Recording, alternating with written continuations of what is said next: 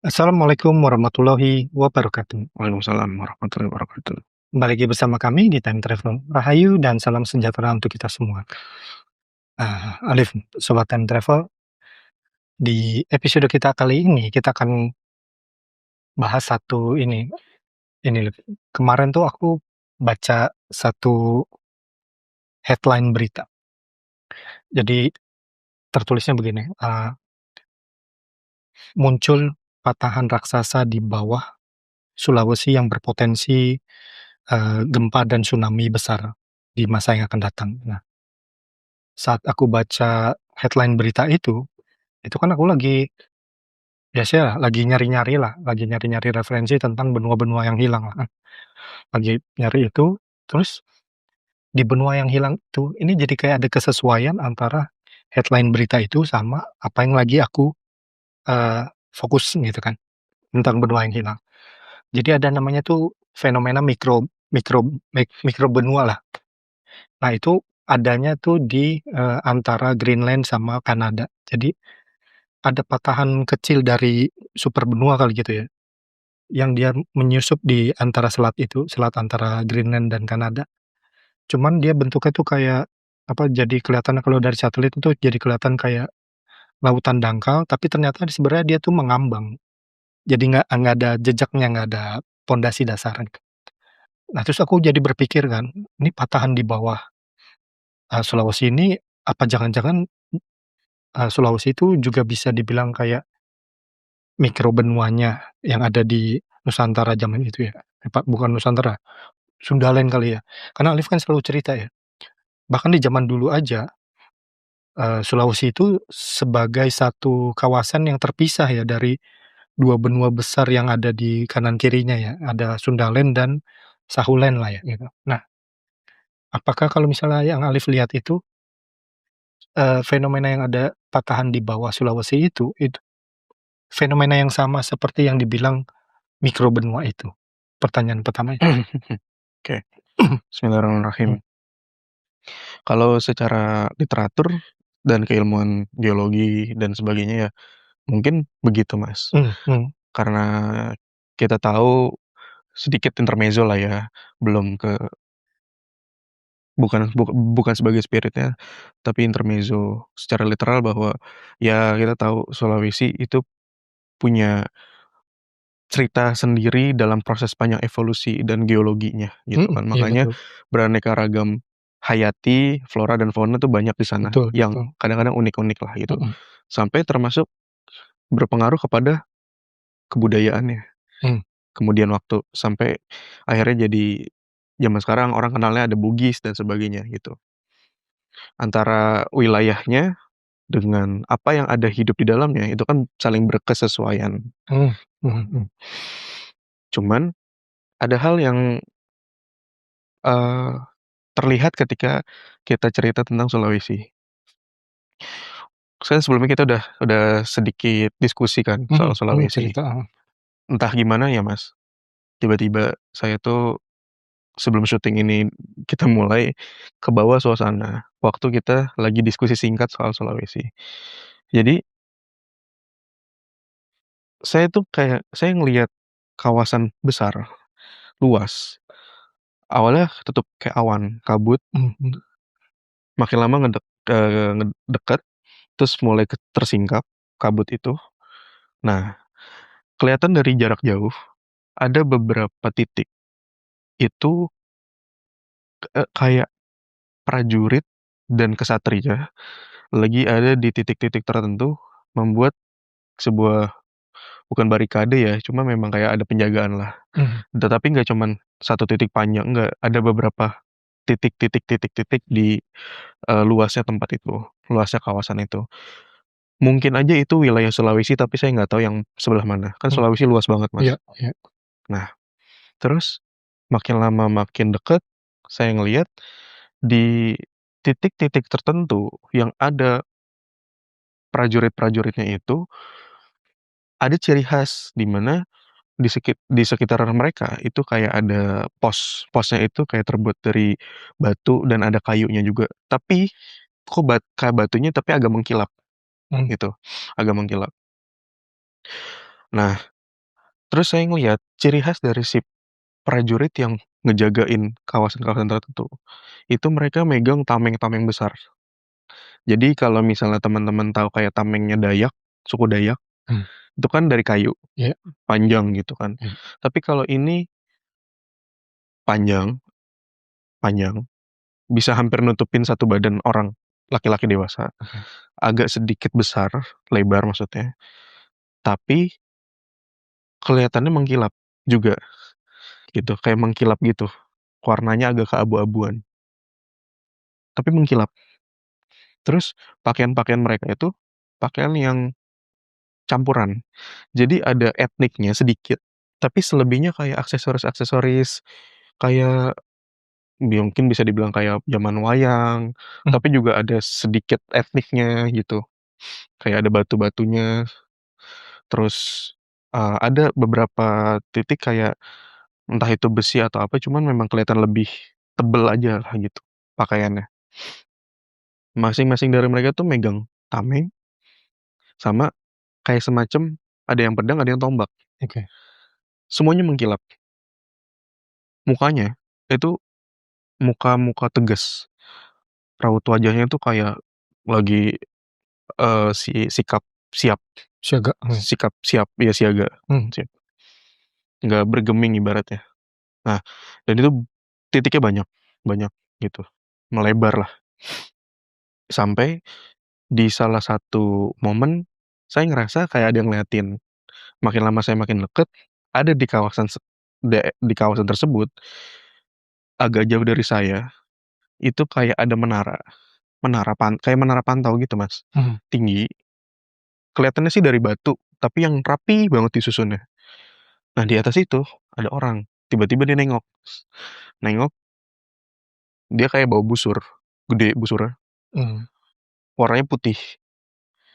Terus dia sambil gini, nengok kayak sambil mau ngarahin gitu, oh, cuman nggak narik, target udah, nggak tahu narik atau cuma ngelihat, dan itu ngarah ke saya. Setelah itu, saya pergilah.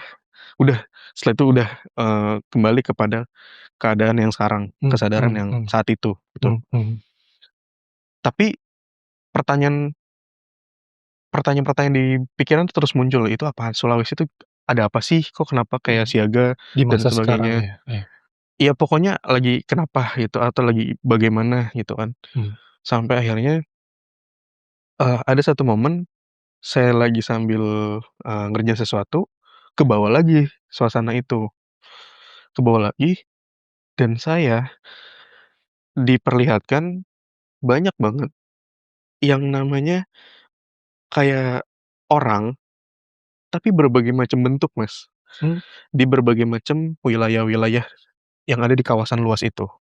Mau itu yang ada di hutan, yang ada di pesisir pantai, yang ada di perbukitan, gunung juga ada kan, beberapa gunung ada, bahkan yang ada di sekitar danau, mmm, sungai, itu semua masing-masing punya mungkin saya bisa bilang kayak ada penghuninya masing-masing. Tapi, kawasan orang juga ada.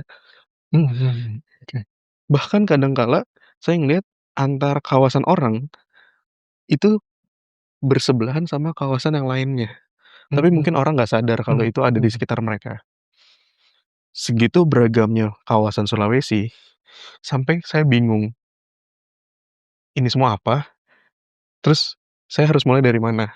Gitu. hmm.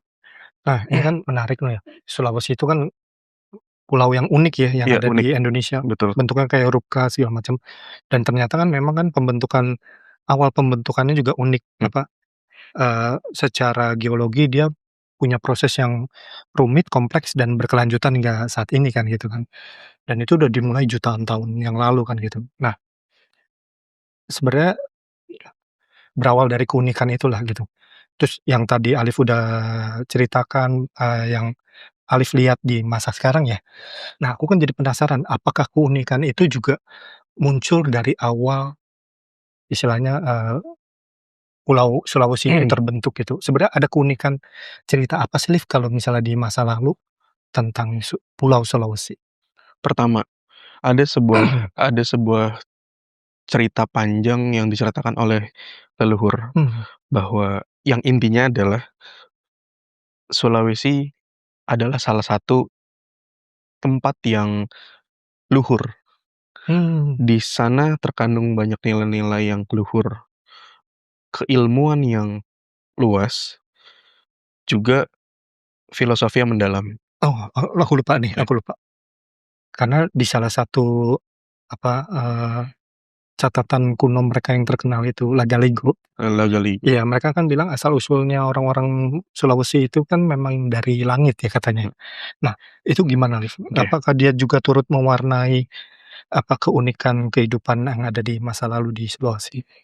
sejauh yang saya pahami gini, Mas, kalau, bicara dari langit, hampir semua yang ada di, bumi, hampir semua Mmm, kebudayaan dan keilmuan, oke. itu sumbernya dari langit, Mhm. gitu. Turun dari langit, lalu mengejawantahlah bahasa Oke orang oke, Jawanya. iya. Termasuk yang di Sulawesi juga bisa begitu. Dan secara getaran memang di sana ada yang menjaganya. Oke Makanya oke. kemudian akhirnya jadi ada kebudayaan tersendiri yang sampai zaman sekarang masih banyak orang di wilayah Sulawesi praktekkan, Mhm mhm. gitu.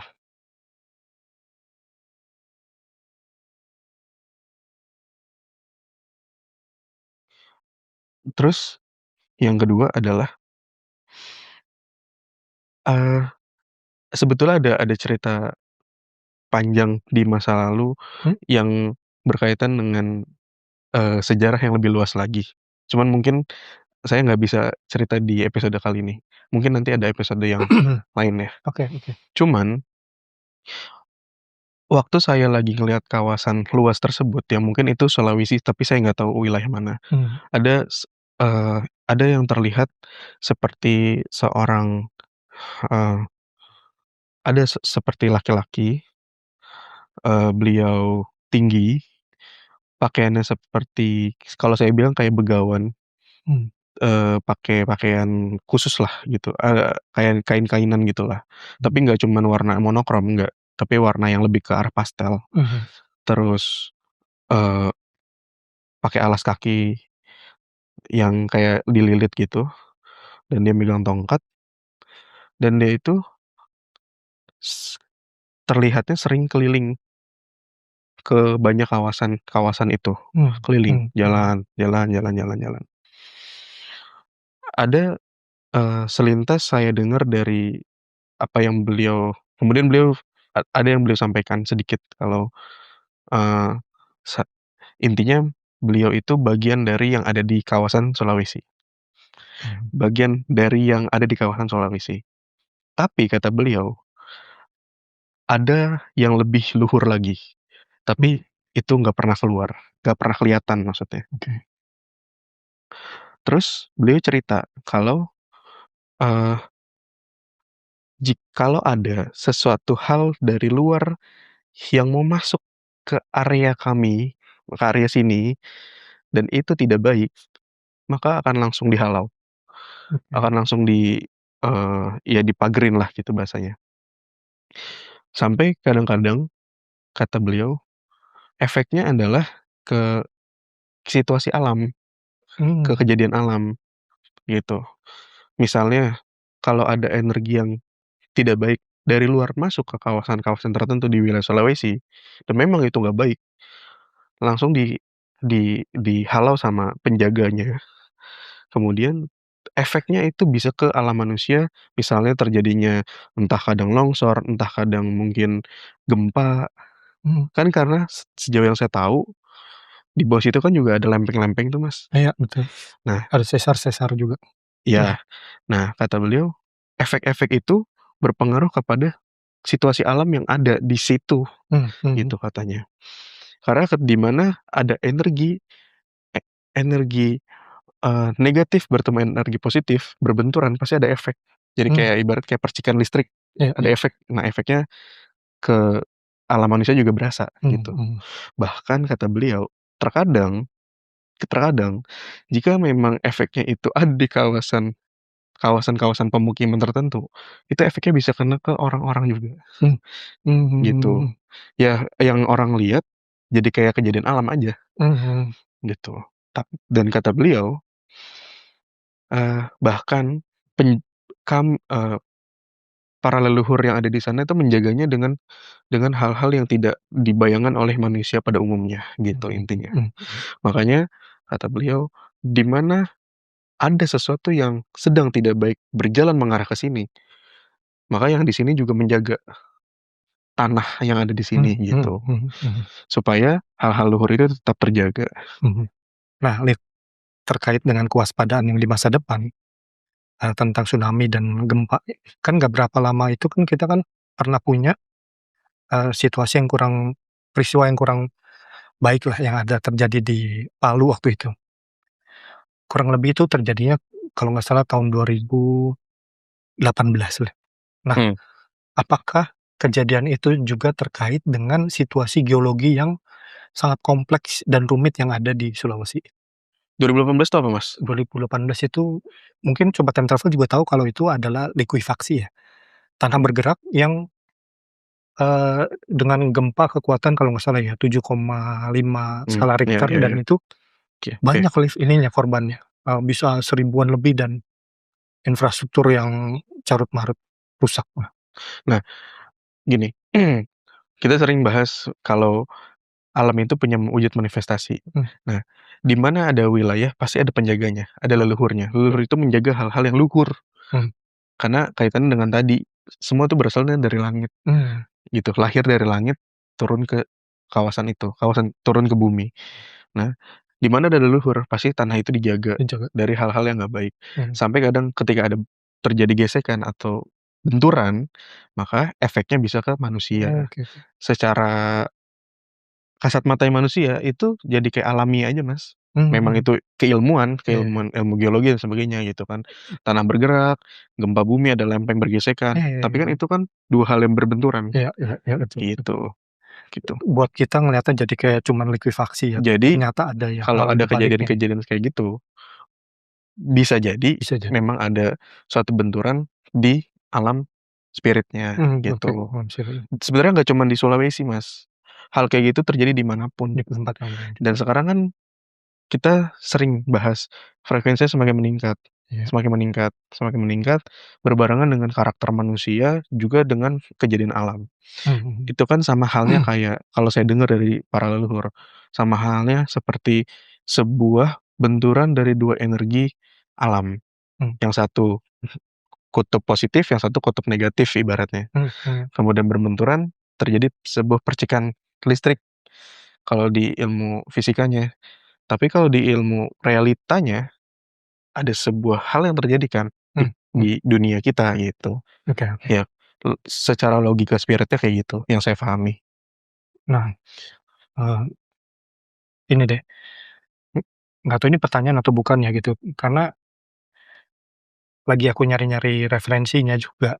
Sebenarnya likuifaksi itu katanya nggak perlu terjadi, katanya ya, secara ilmiah karena bukan nggak perlu terjadi, Tunggu, ada hal yang lebih seru daripada likuifasi. oke, Barusan ada, beliau yang seperti begawan itu cerita, mmm, orang tua yang ada di kawasan tersebut, di kawasan Sulawesi, itu lagi banyak waspada selain ke arah tertentu, tapi juga ke arah utara. mmm, Mereka lagi cukup mantau kawasan mengarah ke utara. Entah akan ada apa yang terjadi, tapi, eee, secara, gelombang hawa atau energi itu berasa, mmm, kayak merambat pelan, tapi masuk, gitu. Makanya yang ada di pesisir-pesisir wilayah utaranya, itu juga lagi pada bersiap, mhm mhm gitu. Nah, bersamaan dengan itu, juga, eee bangkit hal-hal lainnya, di luar manusia. Yang tadi di awal saya sempat cerita kalau ternyata di sana tuh banyak banyak bangsa-bangsa yang lain. Itu yang semua macam-macam itu semua lagi jadi meningkat, oke. semua lagi naik gitu, semua lagi pada menunjukkan eksistensinya pelan-pelan tapi pasti Mhm mhm mhm. gitu. Sampai nanti ada sesuatu terjadi, kapan waktu yang wallahu alam nggak tahu dan seperti apa juga nggak tahu. Mhm mhm. Tapi secara penglihatan itu semua lagi pada siaga dan semakin meningkat semuanya, Bisa gitu. nggak logikanya dibalik kalau tadi Alif cerita, kan ada benturan energi di dunia spirit, itu jadi termanifestasi ke dalam realitas orang awam, jadi kelihatannya kayak peristiwa besar gitu ya, peristiwa alam yang besar ya. Bisa nggak kalau misalnya dibalik, eee, ini kan Sulawesi ini kan kayak titik epicentrum dari benturan 4 lempeng besar dunia, Iya, semuanya ke sini. Dan itu kan proses yang rumit dan proses yang terus berkelanjutan. mhm. Nah, apakah kewaspadaan-kewaspadaan beliau itu juga termasuk apa yang ilmu geologi sebutkan bahwa ini ada tekanan dari lempeng yang dari, Indo Australia itu kan dia menekan ke arah utara kan, belum yang ada dari Pasifik dia menekan ke arah barat, belum yang ada dari Eurasia gitu, Eurasia itu dia kan menekan ke arah selatan dan ke tenggara, belum yang kecil tuh, yang dari Filipina itu juga. Nah, apakah peristiwa-peristiwa alam yang lagi berlanjut ini yang lagi diantisipasi para leluhur yang ada di Sulawesi, kalau dibalik logikanya ya kan? Sejauh yang terlihat sih bisa begitu, Mas. Oh, oke. Karena kan nggak cuma di Sulawesi, Mas, Iya iya, tapi di semua, iya. di dunia ini, Mmm, di mhm. bumi kita, Oke oke oke. karena buminya lagi panas, buminya lagi energinya lagi mencuat, Oke oke. maka meres yang di atas-atasnya tuh merespon kan, gitu. Dan lagi-lagi setiap energi alam itu punya wujud manifestasi, Betul, gitu. jadi Jadi kewaspadaan yang sama juga bisa berlangsung di s tempat yang lain ya? Bisa? pasti, Mas, Oh, oke oke. karena memang begitu Iya yang iya, karena kita terjadi, lagi gitu. sorot fokus di Iya. Sulawesi aja ya jadi, tapi ternyata Selama ini berlangsung. cerita time travel itu kan banyak part-part-nya tuh. Betul betul betul. Kita kadang cerita tentang Sundaland, tapi ada kaitannya dengan zaman Indonesia Iya sekarang, iya. gitu. Bahas tentang Jawa, bahas Mhm tentang ini. mhm. Nah, sekarang Sulawesi juga kurang lebih begitu. Iya iya. Ya tadi terakhir yang aku cerita itu bukan pertanyaannya, tapi karena kayak mitigasi bencananya para leluhur itu memang nggak terlihat tapi terjaga lah gitu ya. Jadi aku menemukan nih di cerita peristiwa likuifaksi yang ada di tahun 2018 sebenarnya para ahli dan ilmuwan itu juga sudah memperingatkan dari jauh-jauh hari ya, jauh tahun lah. 1970 itu ada seorang profesor yang bilang kalau Palu itu sebenarnya tidak baik untuk dijadikan sebuah pusat ya, pusat ibu kota kayak atau ibu kota atau pusat pertumbuhan masyarakat lah gitu. Karena ada potensi itu, potensi tektoniknya juga dan juga di tahun 2012 itu diingatkan kembali dengan peta peta potensi, likuifaksi yang ada di sana dan itu diabaikan oleh pemerintah kita gitu ya. Nah, beda dengan penanganan para leluhur yang ternyata sudah punya mitigasi bencana yang tidak terlihat, tapi malah terlihat keren dan sangat terjaga. Ada mungkin ini penutup dari saya ya. Oke, Waktu tadi Mas Anton cerita tentang kejadian-kejadian alam, mmm, ada mungkin bisa dibilang kayak sebuah pesan ya, pesan, khususnya buat, mungkin orang yang tinggal di wilayah masih, Sulawesi, Sulawesi secara keseluruhan, mhm, umumnya kita yang ada di Indonesia dan di luar Indonesia juga, ya ya, eee, kurang lebih inti pesannya gini, kalau, eee, di mana bumi dipijak, di situ langit dijunjung. betul, Di mana kita tinggal, maka segala hal yang ada di situ selalu mestinya jaga, dihargai, dihormati, dan dijaga. mhm Karena kalau kata kata beliau, "Kalau kamu menjaga apa yang ada di sekelilingmu, maka yang ada di sekelilingmu juga menjaga kamu." Secara tidak langsung sang Ilahi juga mhm menjagamu gitu. mhm mhm, Terus, eee, kata beliau, "Jangan pernah lupa sama apa yang sudah pernah diajarkan oleh orang tua, karena di kawasan tersebut itu udah punya keilmuannya sendiri untuk menjaga kawasan dan orang-orangnya juga Oke kata oke beliau oke. gitu. Dan yang itu berbeda dengan kawasan lain, Mmm mmm. karena berbeda Ya khas dari masing-masing punya ciri khasnya iya iya. sendiri-sendiri. Kalau kaitannya sama ada profesor yang bilang di Palu itu nggak cocok untuk dihuni Mhm, sebagai ibu kota dan sebagainya, ya itu mungkin secara keilmuan ilmuwan ya, teorinya geologi, orang itu begitu. ya. Tapi secara, nilai-nilai filosofis beliau bilang, selama masih dijaga, pasti selalu disertai keselamatan juga gitu intinya. Oh, oke oke. Karena para orang tua yang ada di kawasan tersebut, yang dahulu-dahulu pernah ada, itu sudah bercerita dengan cara budayanya mereka. Bagaimana cara untuk menjaga dan mempertahankan yang ada di sini, yang Mhm, ada di tempat tersebut, gitu. oke. Dan itu beda sama di tempat-tempat Betul lain, betul betul, iya. gitulah intinya. Oke oke. Ya,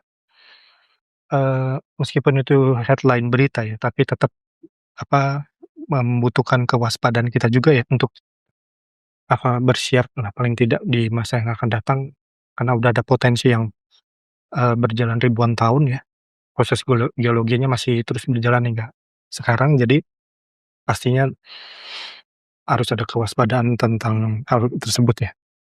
Oke Sobat Time Travel, semoga kalian suka dengan episode kita kali ini. Tetap like, share, komen, dan subscribe itu selalu terhubung dengan video-video kita yang terbaru. Sampai kita bertemu di penelusuran selanjutnya. Wassalamualaikum warahmatullahi wabarakatuh. Terus